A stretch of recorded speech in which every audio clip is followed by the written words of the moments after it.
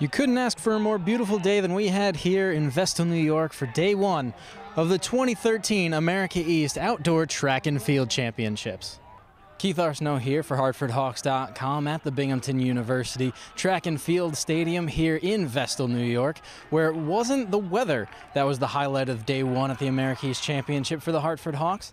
That honor goes to junior Megan Berry, who turned in an all-conference performance in the women's 10K. More on that in just a moment, but first, I caught up with Steve Walsh, the head coach of Hartford Track and Field, to find out his thoughts on day one from the championship and what we can expect from day two on Sunday. Yeah, today was, overall the performances were great. Like you said, we had a whole bunch of ninth place performances that just missed by tenths of a second, making the finals tomorrow. And you know, some of those, Eric Tatamoni in the 400, Gary O'Graham in the 400, some of the girls in the 400 hurdles, Rebecca Cheatham, Ope Osintui. So that shows great potential for next year, and we're going to keep on building that, and now we know what we need to work on for next year.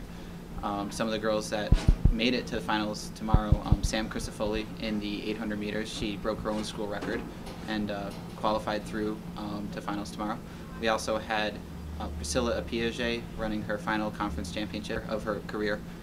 She made it in the 400, and Tiffany Harisson also in the 400. Both of them won their heats to advance to the finals tomorrow.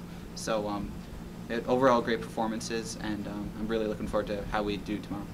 So day two is exciting because it's the day of relays. So tomorrow we have both the men's and women's 4x100 meters. We also have the 4x800 and the 4x4. So we have relay squads competing in all four of those, or all three of those events, 3 per gender. So that's really exciting. Well, Megan's performance was definitely the highlight of the meet so far. You know, she and I have been working closely since the end of cross country, gearing up for this race in particular. So it's been a long process. It's been a lot of back and forth, trial and error in the training. We've only been working for about 9 months together.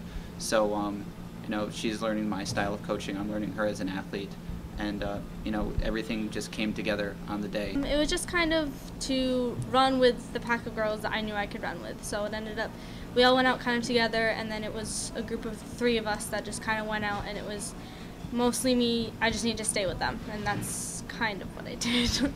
I started to fall back, and then I had to catch up.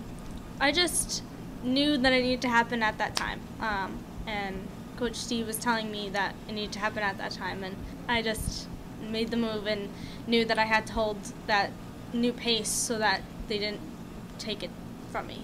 So it feels great. I was really surprised with how I did, but I just kind of went out there and ran it, and it felt really good. So.